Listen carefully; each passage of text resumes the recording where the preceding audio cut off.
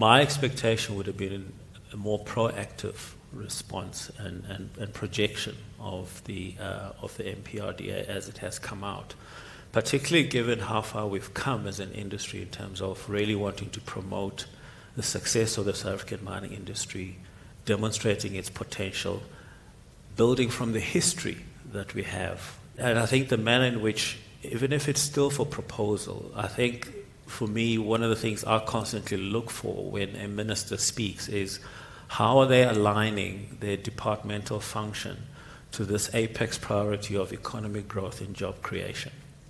And so far, not very many ministers have done that, in my view. I've only heard Minister Khosienso, and I think we're missing the opportunity from the DMPR with this amendment bill. I think that proactive nature so that we are all working in one direction as government and private sector. So the MPRDA as it currently sits, and hopefully it will change such that I think there needs to be specific reference to juniors with an understanding of what is meant by juniors. And we agree to the threshold. For instance, in the gold mining industry, if you read the same definition, I think the threshold is around 300,000 ounces. But that will differ, especially in South Africa where you've got, going forward, particularly bulk commodities.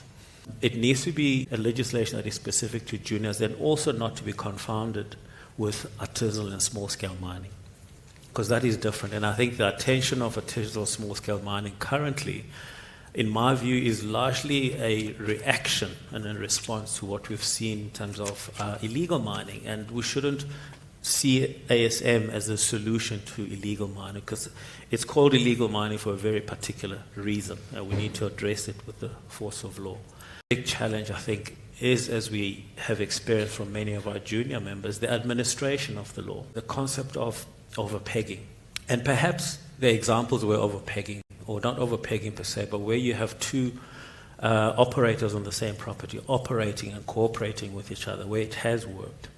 But the issue is that, when you're an existing prospector and you have something like that, you now have to spend more time defending yourself in court rather than exploring.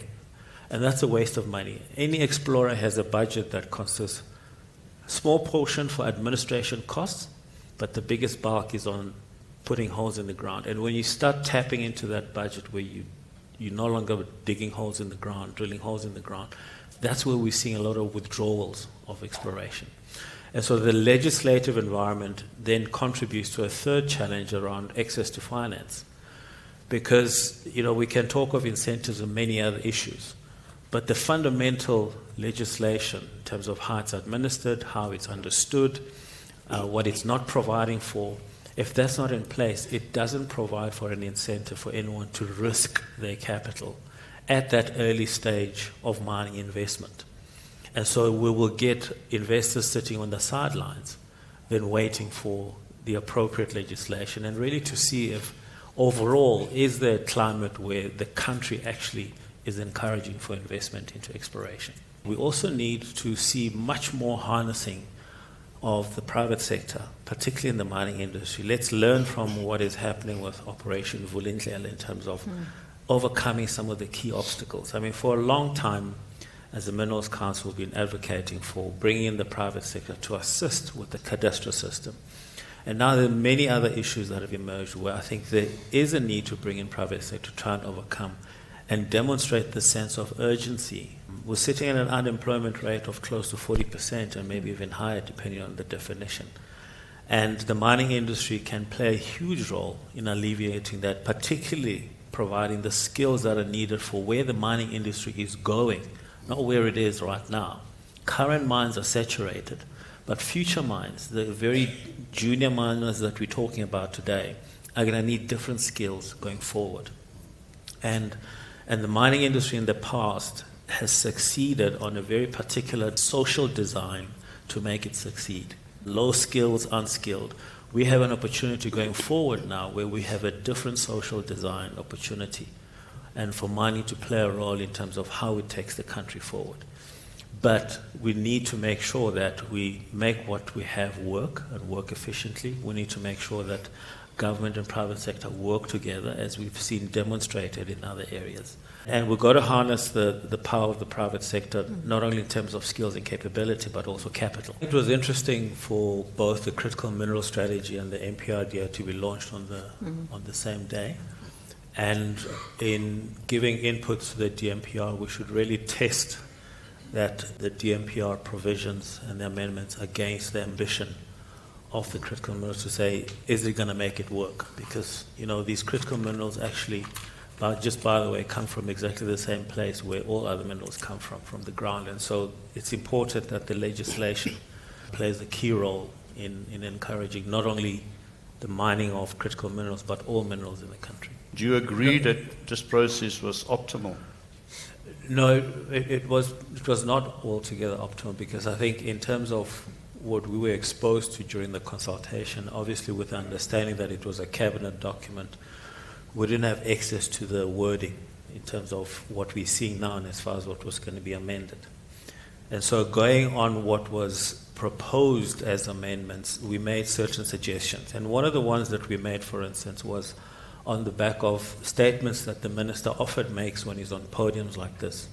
There is no requirement for empowerment on prospecting, for prospecting rights.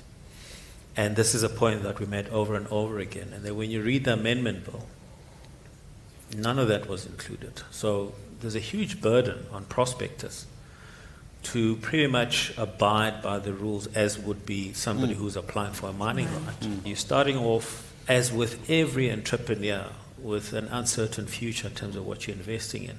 And yet you have to, spend all this money on issues that are not going to bear any fruit in terms of what you explore. So whilst we did have engagements, we not seeing where those inputs were taken into consideration. I want to know, did you come to you? There's a question from Martin Creamer I'm going to read, but there are 3 or 4 versions of this. Would you not agree that giving money to juniors without putting out releases on who has received the money is totally unacceptable and open to irregularities? Please give us the names and details of the recipients now verbally, or give a guarantee that these will be released in text today. Will you do so? So what is the secrecy around the funding? Why?